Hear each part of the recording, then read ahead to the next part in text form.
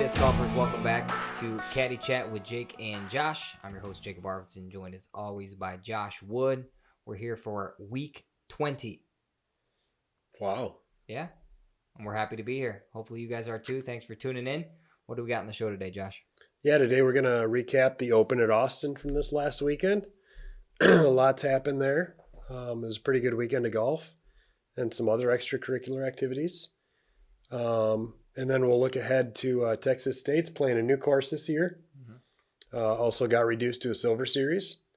So we'll talk about that a little bit. And then with the West Coast Cup coming up in a week and a half, we're going to preview those three courses a little bit and just let people know what they can expect. Yeah.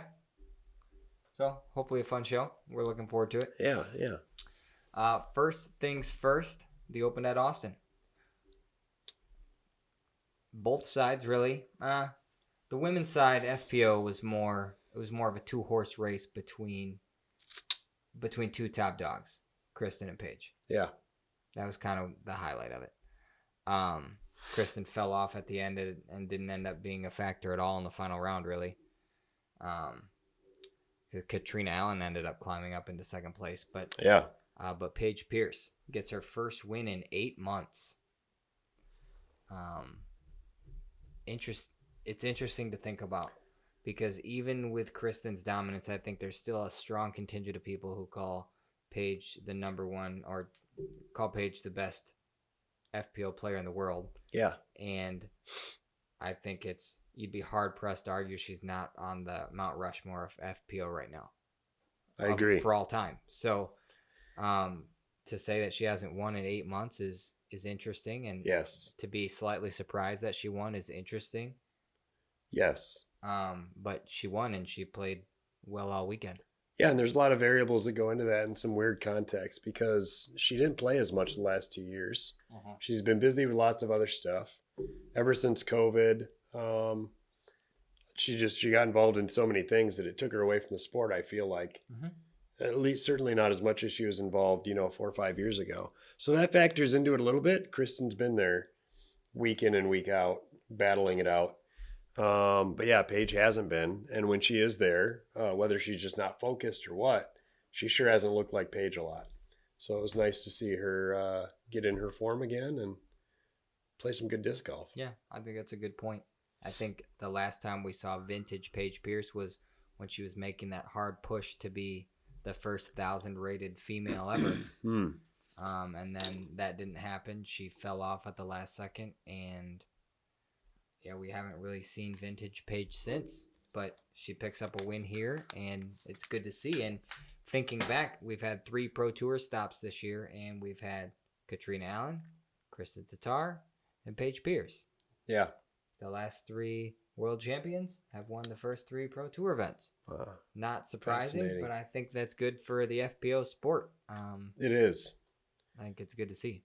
It's nicer to see than one person like Kristen just winning every single week. Yes. It's good to know that there's still some competition, and Kristen's not flawless. Yeah. So. Yep. Especially it was really good. Her final round where you thought it was going to be a Paige-Kristen battle. I think that's what a lot of people were looking forward to. It didn't end up happening that way. Yes. Paige kind of, in a way, coasted down the stretch. I mean, coasted, bumpy finish, but still kind of coasted. Yeah, I mean, it was an even round. Yeah. She shot even and won by 2 strokes. So I'd say that's coasting. I'd say that's a pretty good coast. Kristen shot 5 over on the 3rd round. Just completely out of it. Yeah. After the first couple holes, really. For sure. Yeah. But, I mean, our girl Evelina, top 10, 7th place. Not that far off, 2nd and 3rd place. She was right there. And so was Ella Hansen. So those are 2 of my picks. So they're going to give me some points this week. Yeah. I don't know how you did, but you usually I beat me, Paige. so I'm sure you. Goodness. We'll talk about that in a second. All right. So that was the FPO. That's It was a good battle. Good weekend. Yeah. And then on the MPO side, what do we have? The MPO, it was a hard-fought battle all weekend long as well. Really tight top 15, 20 players all within a few strokes of each other Mm-hmm. until that final round when there started to be some separation. And even that was kind of come and go and a roller coaster that final round until Gannon finally had a 2-stroke lead. The biggest takeaway from that is that's 2 weeks in a row we've had a large contingent of players with not just an outside shot to win, but in the mix. Absolutely having a shot to win coming into the final day and hanging on until the final 9 holes having a shot to win. I mean, you look at Simon, wasn't even on the lead card or the chase card, and he comes back and gets second place. Yeah. So many people in the mix, and that's fantastic to see. It really was. From a fan perspective, you can't really ask for anything more than that. It was. Unless you're rooting for, I guess, a particular player that's dropping down or moving up. Yes. From a neutral perspective, though, it makes exciting. Result. Yeah, it makes exciting watch. It makes an exciting weekend. There are lots of other things that happen there that were exciting as well, but the golf itself being tight. And we talked about this before. We talk about trying to make the courses harder for the MPO players, trying to make it a little more challenging, that the courses haven't kept up with the players. And so sometimes we'll see, somebody 8 strokes ahead of everybody else. Yeah. And it's just not that much fun to watch.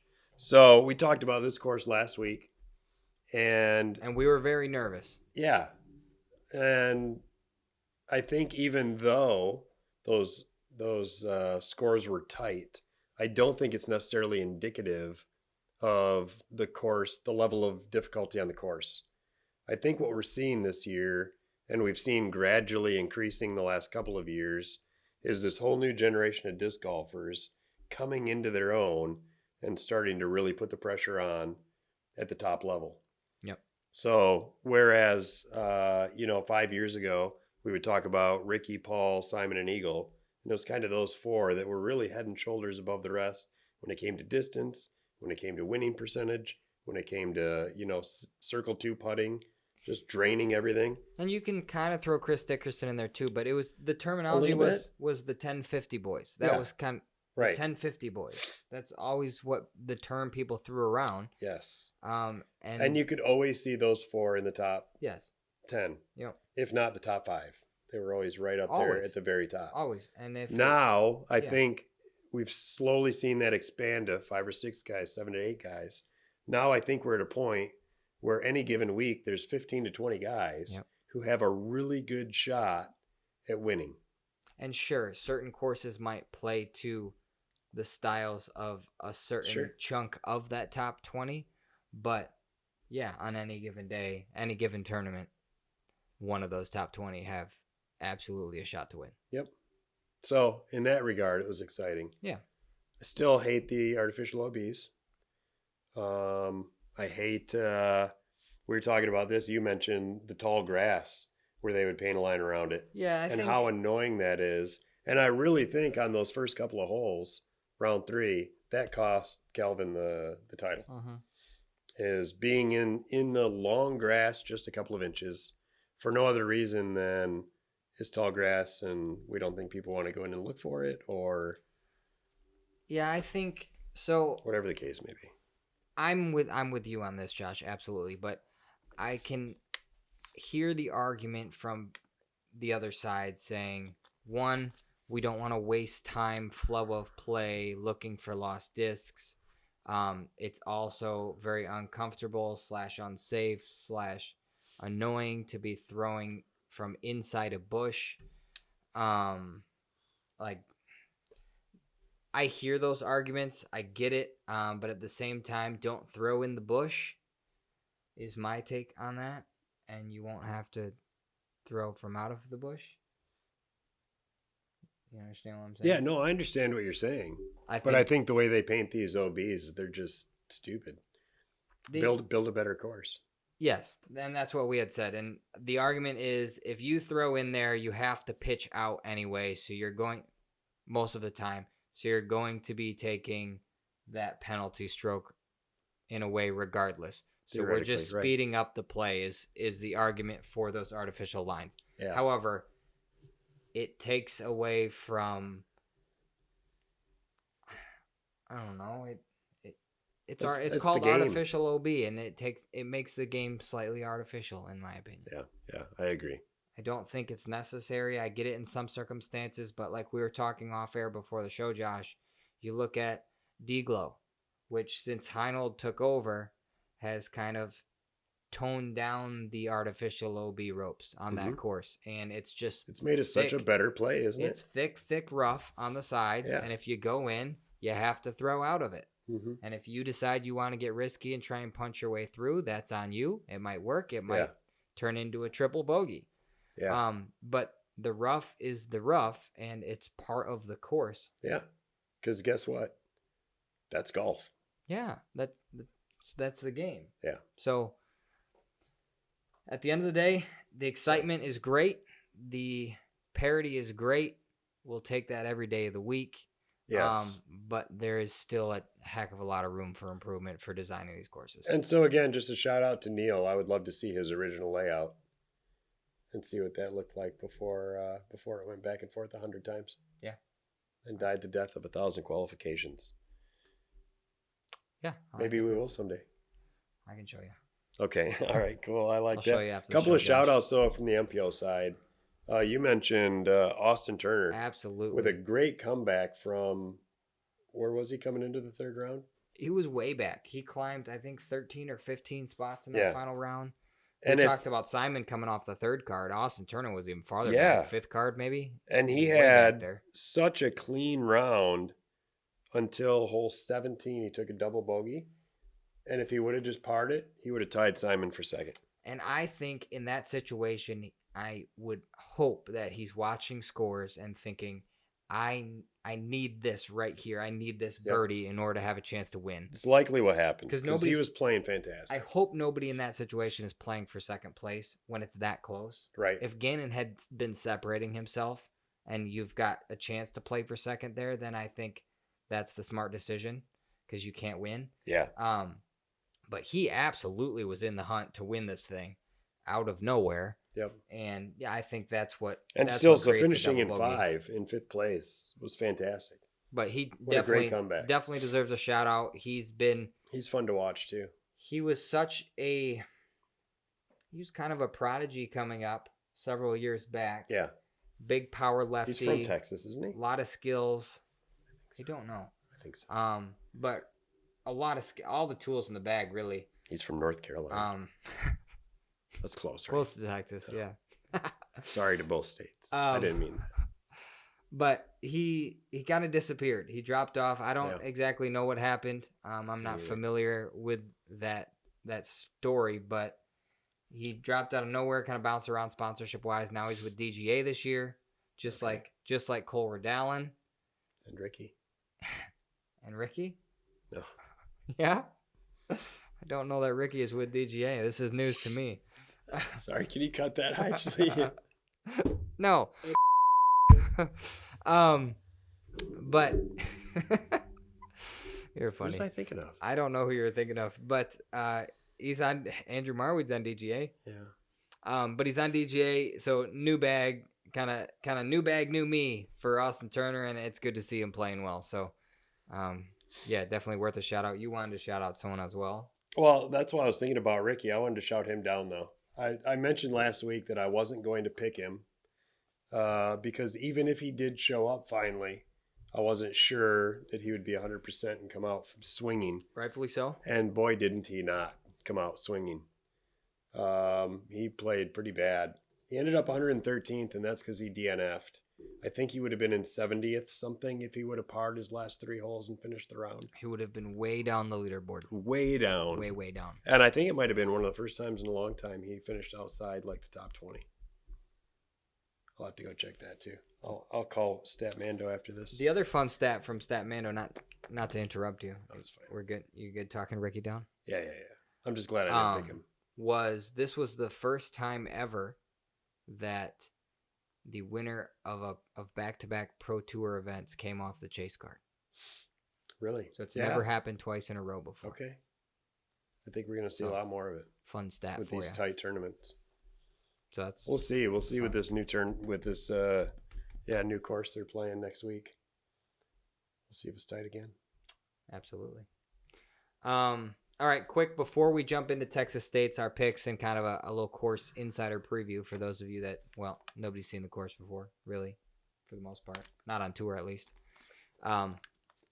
Let's touch on our local event this past weekend, March Mayhem.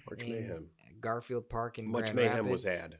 They played in a blizzard Mostly on by day Mother one. Nature. Yes. And respect to you guys that played. I'm glad I was not there. Yeah, me too. And that's where we'll leave it. That's your recap. Just kidding.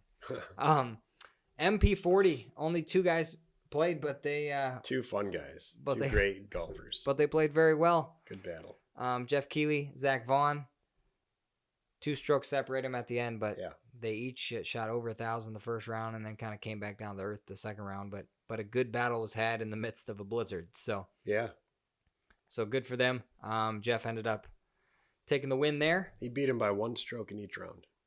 And then in AM1 and AM3 on that first day, also, playing in a blizzard, scores weren't great, but obviously there's a caveat to that. Right? There's nothing they can do about that. No. So Alex Potter took home and AM1, and then Jonathan Weinert took down AM3. So Congrats to you guys. Good wins in a B tier to start the season. And then jumping over to day 2 when the other half of the divisions were playing, Josh Taylor taking down the win by 1 over Joe Durr and his son Luke. Mm-hmm. So Luke, fantastic player, up and coming prodigy, and the old man takes down his kid. Yeah. With some fantastic golf. And Joe Durr is a great golfer as well. A great putter. A silent great assassin. Putter. Fantastic putter. Great putter. Yeah, he did great at putting league this winter. So, good for you, Josh. Good battle, Joe. And then the FPO, Anna Van Streen. Good win for her. Always good to notch a victory on the leaderboard early in the season. Yeah, for sure. And let's see. AM2 had a pretty large field. It did. I know someone on this show right now played in AM2. I was on the lead card for round 2.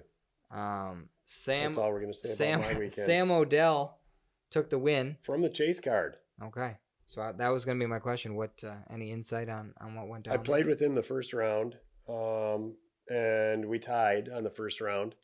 But I don't know if it was PDGA number or what, but I got bumped up a card from him. And the second round, he shot even better. Most of us were shooting a little bit worse on the second round.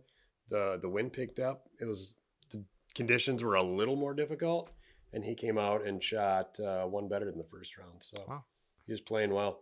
And we were watching him, obviously, the hole behind him, watching him make that final putt to secure that 1-stroke lead before the guy on our card made his putt. So those guys knew where they had to be too. And when he made that putt, it was kind of over. So good for you, Sam. Good win in a solidly large field. And he's going to be at the West Coast Cup. Beautiful. So Sam, we'll see you in 2 weeks. Yeah. All right, so that's the March Mayhem rehab. Always good to shout out the local performances. We enjoy doing that. So it's the tournament of the year. I don't know if every region of the country has this, but for us, it's tradition to do the March Mayhem and then vow never to play a tournament in March again. And then for the rest of our lives, you do the same thing. I'm not going to start till May next year, but then you end up at March Mayhem again. It's not always that cold. You get the cabin fever. The weather is not always that bad. It's not, but it was. But it was really bad this too. weekend. Last year we played in freezing rain, but there's that. Yeah, no thank March you. Mayhem. Shout out to all the organizers. All right, let's go national again. Texas State's. Texas State's. Like you mentioned in the preview, downgrade to a Silver Series this year. Was a Elite Series the year before. Was a national tour for several years before that. Previously in, I can't even remember where it was before. Texas. Yeah, well, yes, it was in fact in Texas. But yeah, they moved it to Houston on a new course. It's moving to Houston. And our insider knowledge here, I got the privilege to talk to tournament director Chris Vandagriff several weeks back. Kind of get a course preview of this new course, Brock Park Gold. So Brock Park has a permanent course in place. They're modifying that permanent course slightly, and it's going to be used for the FPO division. And then there's a back third of the property, which is actually a defunct ball golf course from like 2016, I think is when it closed down, something like that. But it's overgrown, hasn't been used in years. Back third of the property, just walking trails and empty woods and space, basically. They got permission to put in a temp course for this event. So that's where the MPO layout is going to be. But I think the first point is we both think it's really cool that FPO and MPO get to play two completely different courses at the same location. That's important for the tour, obviously, because they're touring together. But we think it's very important. Did you want to speak on that at all?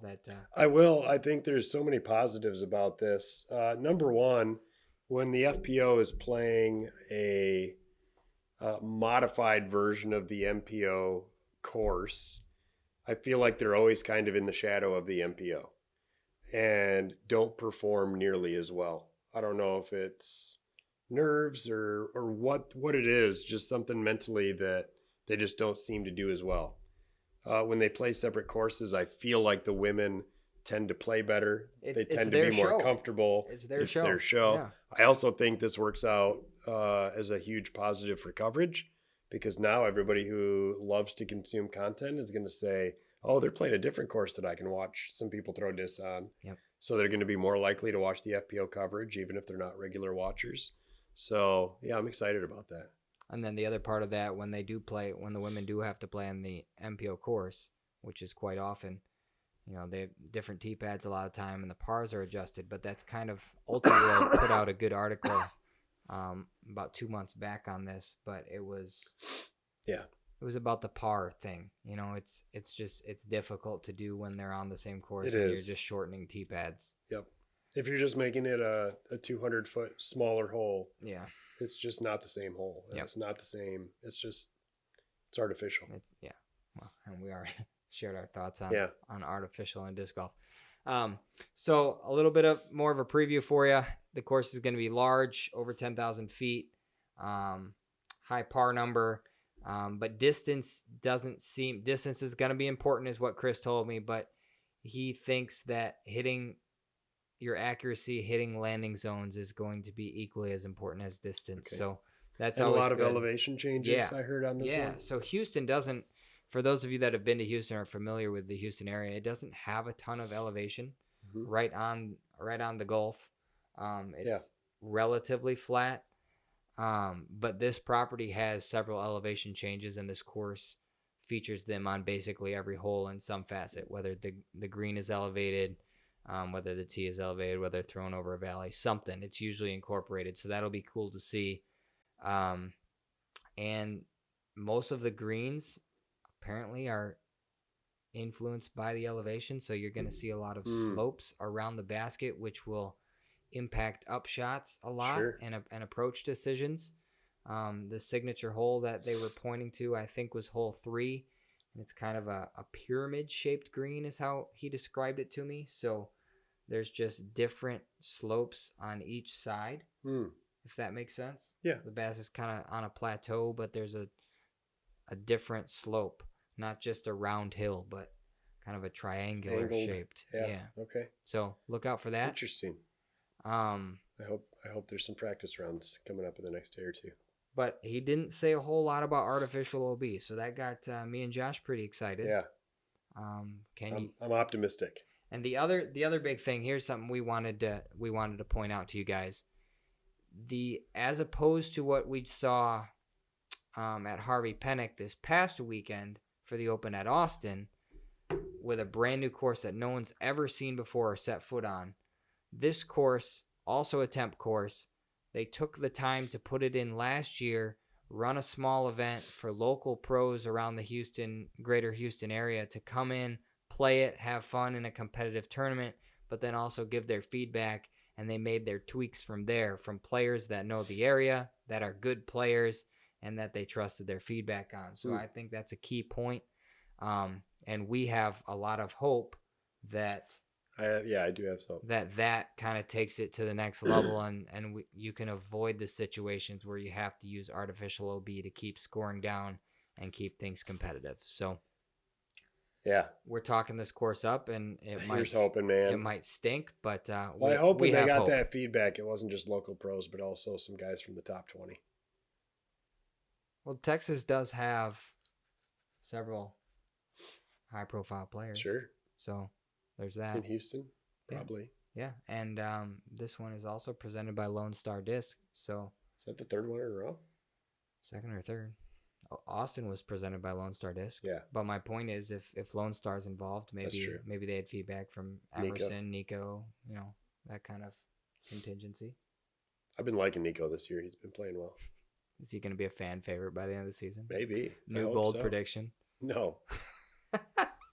No, but you got some picks. Speaking of which, bold predictions, I want to make an official apology to Simon Lizotte. I picked you not to finish on the podium this year, and I was wrong. So you proved me wrong quite quickly, and I missed on that one quite badly.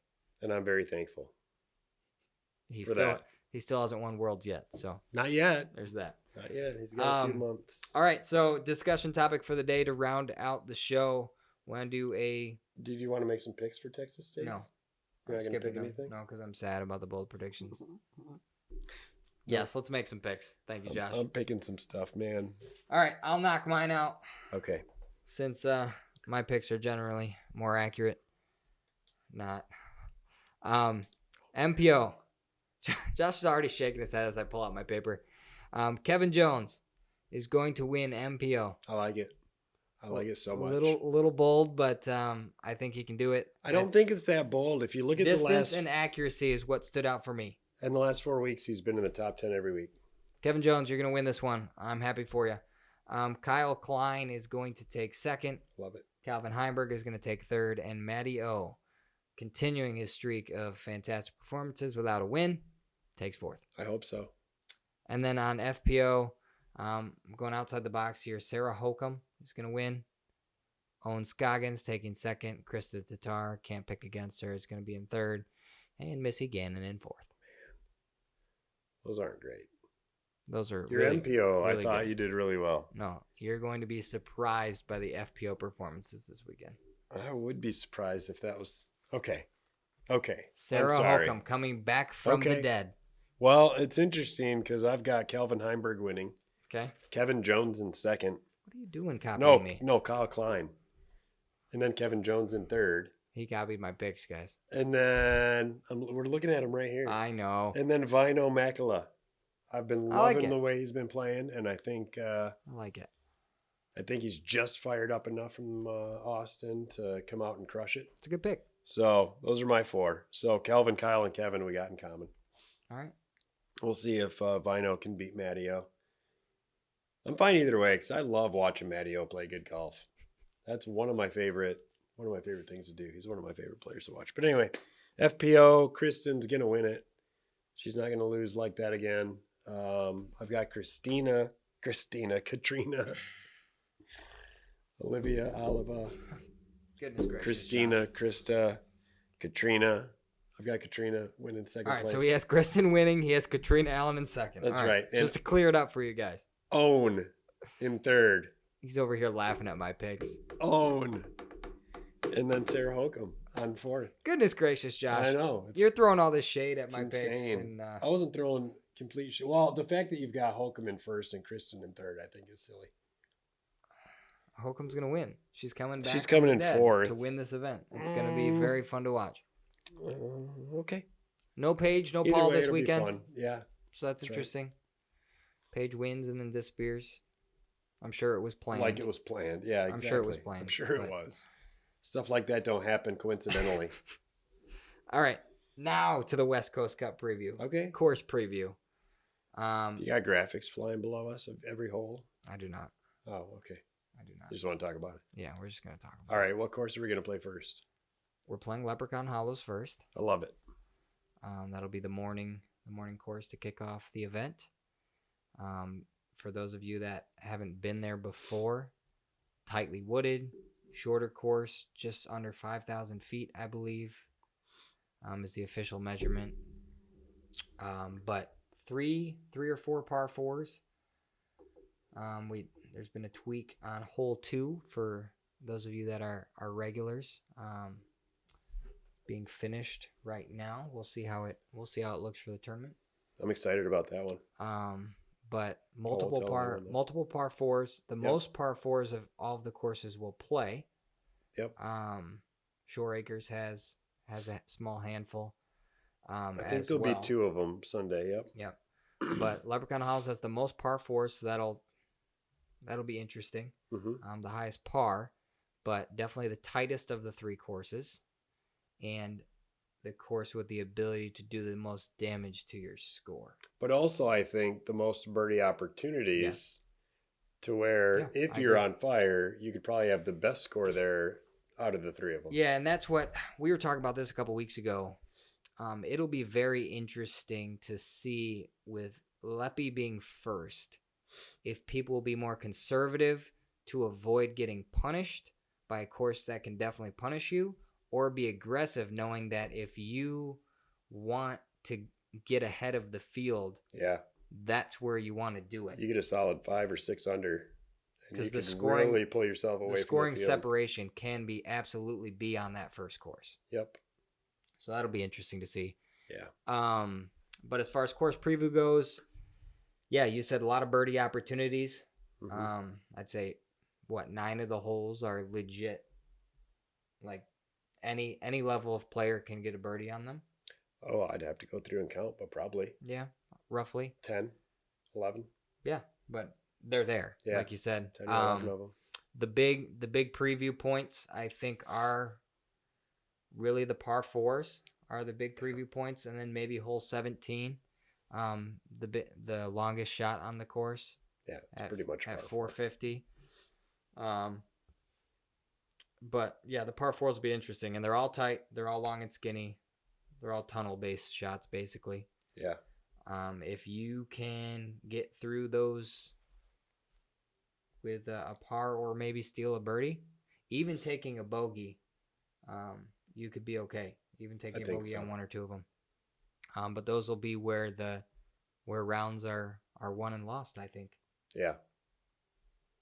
Anything to add on Leprechaun Hollows? There's a lot of artificial OB and and Mandos.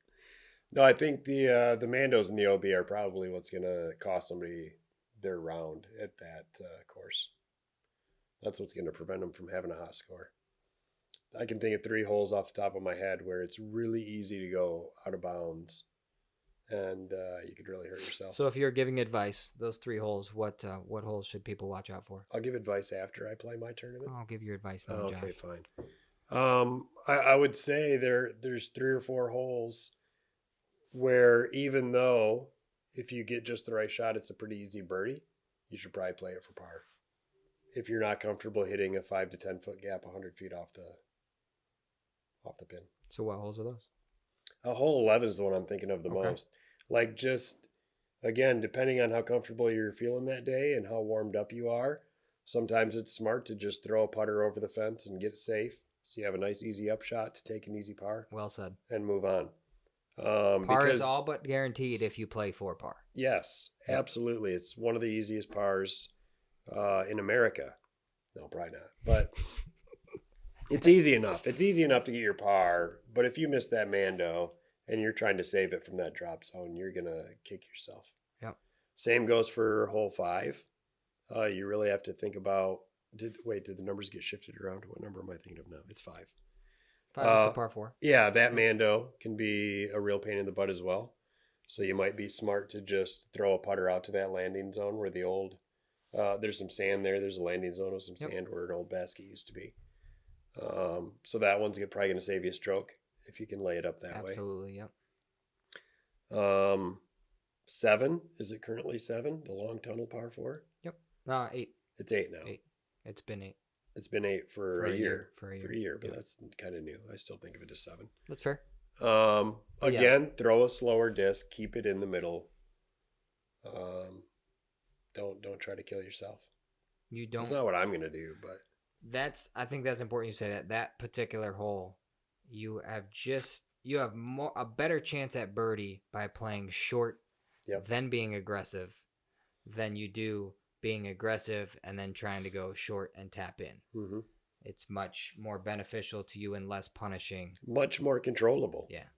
On that first shot. The second shot, you don't need as much control as you do on that but first stepping up to that tee, the temptation is to try and bite off as much as possible immediately to make the second shot much easier. But that's how you take a large number. Yep. All right, what's the last hole that you're thinking of? The last hole that I would say to be careful on would be hole 9. Don't try to kill yourself with a 40-foot putt. That is a tough basket. But also, don't park it. The ideal landing zone around that basket is from 5 to 15 feet. On the roadside. On the roadside. Yes. Absolutely. Yes. With that, what is it, 12 feet in the air? 12 feet from the bottom. Yeah. Like 9. Or from the pavement. 9. Yeah, 9 feet from the pavement. Yeah, so those are my little pieces of advice. All right, I like it. I have others, but I'm not sharing them. He's keeping the insider knowledge until after the event. All right, Windstrom. That'll be course number 2 on Saturday for round 2. Mm-hmm.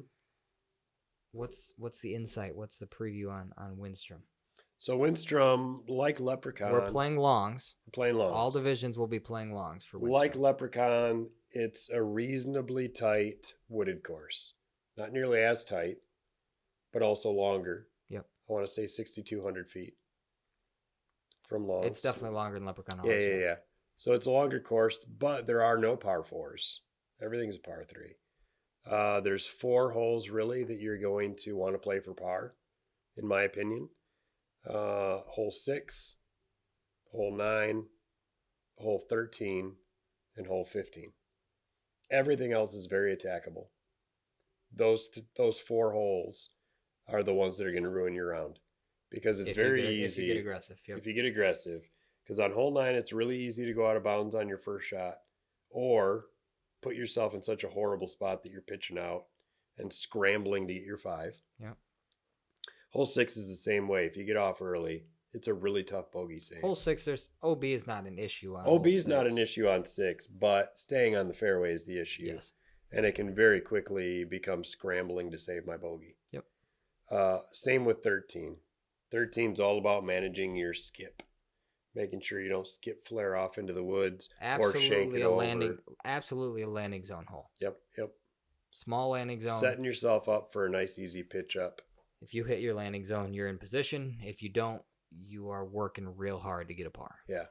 15's probably the most gettable of all 4 of those because you really can rip something down the right side of the fairway.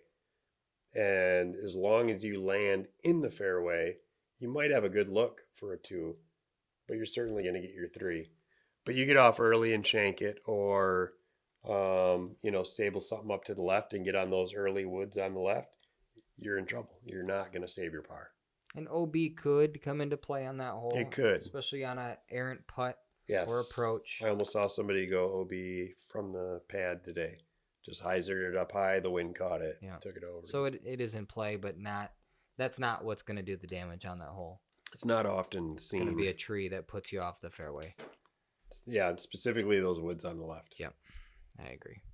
All right. So that's Windstrom. There is some OB out there. Sidewalks will be OB. There's paths that wind through the whole course that are all OB. The river, if we want to call it a river. No, it's a creek.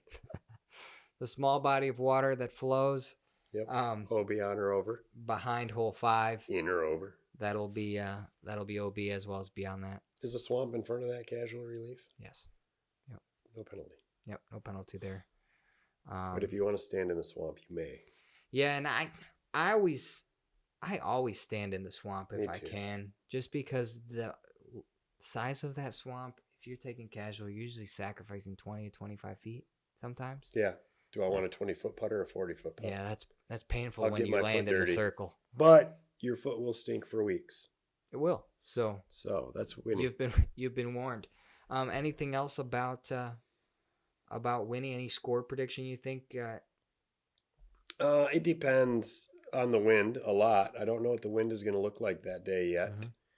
But if the wind is down and it's a reasonably calm day, I think a good score for AM1 is 5 or 6 under. AM2, you could see some 3s, 4s, and 5s if people are shooting really well. But even 3, I think will hold up pretty well, 3 under.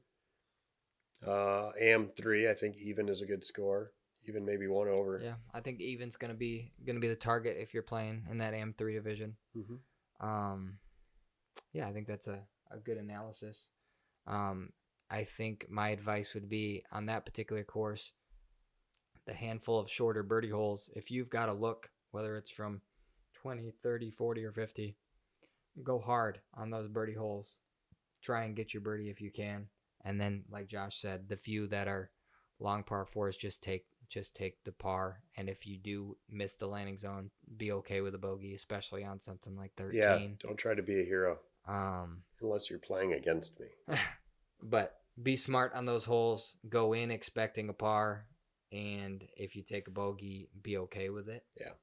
But go be aggressive on the birdie holes, I think would be my suggestion there. Yeah. And there's a lot of them. Playing par golf out there is not going to win you the tournament necessarily, but it won't lose you the tournament, especially in round 2. So yeah, I think conservative is going to benefit you more than being super aggressive out there. Yeah. But it's not grown in because we're playing earlier in the year. That's true. So that's one of the reasons I say be aggressive on the shorter holes, because you can't get punished as much as you would in the summer when the bushes are extremely thick on the sides. Yeah, I like it. All right, final course, Shore Acres. We're playing the black layout, 24 holes. Yes. And the 24th hole is smushed between holes 1 and 2. Kind of, more like between 2 and 8. Yeah, but like we'll play them in the flow. 1, then 8. Yeah, in the flow, 8, then 2. Yeah, I'm sorry. Is what I meant. I should have specified that. That's fine. Yeah, it's a temporary location because we got our A-hole taken away from us by the township, by the mansion, really. But it's a good substitute for now. I like the way it plays. It fits in real well. So those of you that don't know what the 24th hole is, it is not the short one by the road on the back corner of the property after hole 6. Right. By the mansion. That's not it. It is teeing off from inside the bike, dirt bike dirt track. path. Yeah. And then no, we changed it. I'm sorry. It's not in the BMX course anymore.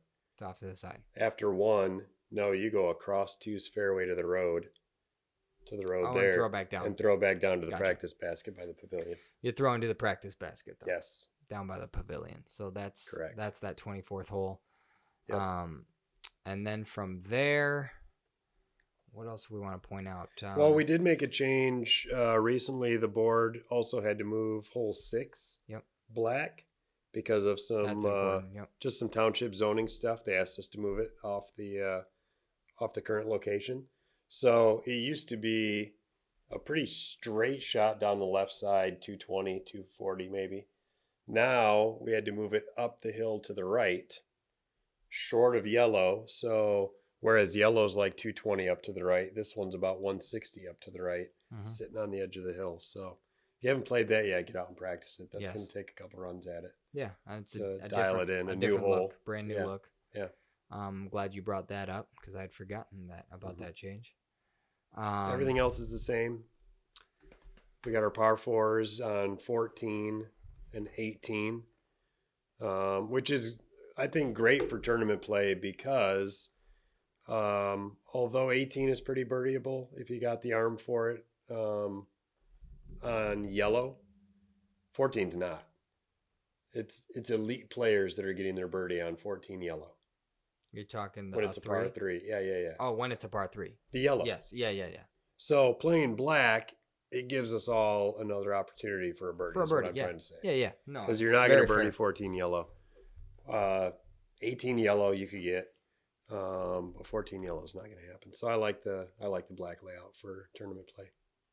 You do have the Death Bush to contend with. I don't like that on, one. On hole 15. That's true. I forgot about that. So there's that.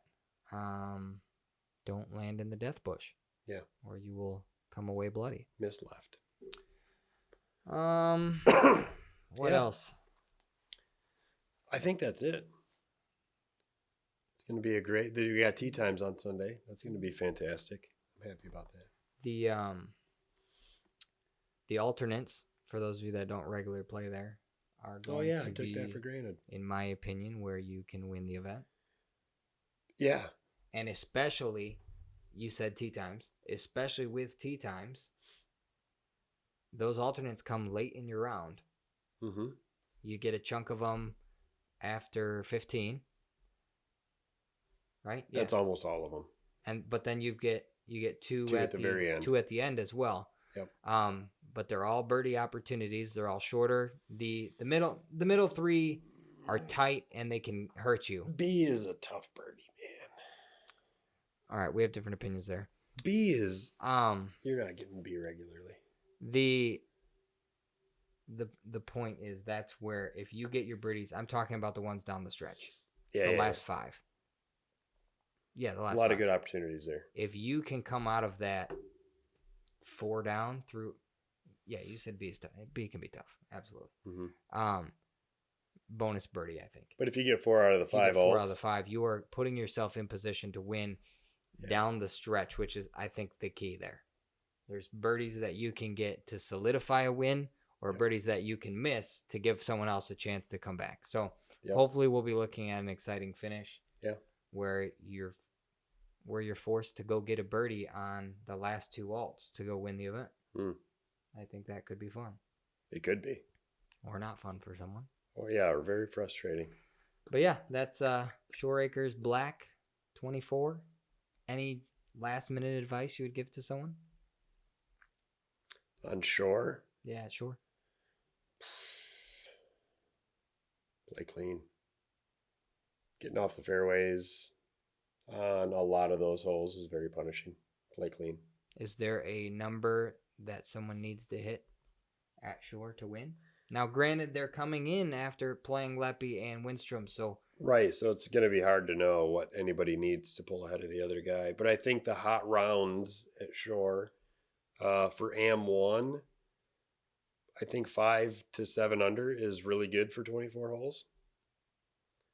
Again, AM1, I think the FP... Well, maybe I'm being too conservative, aren't I? Maybe 10 under. But again, it depends on the wind. No, I'm going to stick with 7 or 8. I would, yeah. For AM1. I would stick with that, yeah. AM3, I think a 4 or 5 under would be a phenomenal round for AM2 guys. But I'm just thinking to myself. Mm-hmm. AM3, honestly, I think they could be over par. Maybe 1 or 2 over. I think if you want to win the event, I think you're going to have to go under par at shore. It doesn't have to be for AM2 and 1. I'm talking AM1. Oh, AM1, yeah. Sorry, no. AM3 is what I meant. AM3? Yeah. I think if you want to solidify a win, you have to go under par. Not far under par. I think if you go under par, you're going to guarantee the win, but I don't think you have to. We will find out. I can't wait to find out. Yeah, we'll find out. So looking forward to that. If you think we missed something about the preview, we're very familiar with the 3 courses, but if we forgot something that you think would be important for someone, toss it in the comments, because we're blowing through 3 courses here, and it's possible we forgot something. I will say this: West Michigan's pretty well known for having a pretty steady wind 90% of the days of the year. I would say that out of the 3 courses, Leprechaun is probably the least affected by the wind. Yes, it's the most protected, absolutely. It's the most protected in the woods. You're not going to feel the wind as much. Windstrom being second place for that. There's probably 5 or 6 holes where the wind can really be a huge factor, and it happens to be the beginning of the course. 1, 2, 3 are some of the worst places for the wind. I think my comment on that would be Windstrom is really interesting, especially since you'll be coming from Leprechaun Hollows, where the wind really didn't affect you when you were in the trees at all. You get to Windstrom, and I think I struggle with this a lot of the time. You think in your head for whatever reason that same logic The translates. trees will protect you and from the wind. It just doesn't. Yeah. On a handful of holes, it just doesn't. Yeah, The for wind about gets through those trees somehow. 6 or 7 holes, and it's a lot of the harder holes to begin with, so makes it super fun. So I'm glad you brought the wind up. The West Coast Cup's third course, Shore Acres, is the most affected by the wind and has the most steady wind throughout the day, throughout the week, throughout the year. That's going to be the one where you're going to have the most difficulty with the wind and really have to hone in, be good at your wind play to shoot well there. Yep. I'm glad you said that. Thanks. That's a factor that a lot of people don't account for until they show up at the course and they go, uh-oh, I hate the wind. Well, now you're stuck. So Shore Acres is absolutely the windiest course. Always seems to have higher winds than anywhere else. I mean, it's a half a mile from the lake and not a lot of trees in between, and we're up on the dunes. Yeah. It makes sense. Leprechaun's much more protected between the lake and the course with trees. But the same exact distance from the lake. Similar, yeah, same with Windstrom. Yeah. But Windstrom's a little more open to the wind on certain sides. Yeah. So that's all it is. It's really all it is. You definitely got the longer holes at Shore. So the bigger arms are going to have an advantage there compared to Leprechaun or Winnie. But honestly, it's a really good mix between the three. I think so. Of different skill sets that you need. I think so. So I think that's going to create an exciting event. Yeah. So there's still plenty of spots left. Go sign up if you haven't done it yet. Still a disc up for grabs for the next person to sign up for AM1. That is true. Nobody signed up this week for AM1.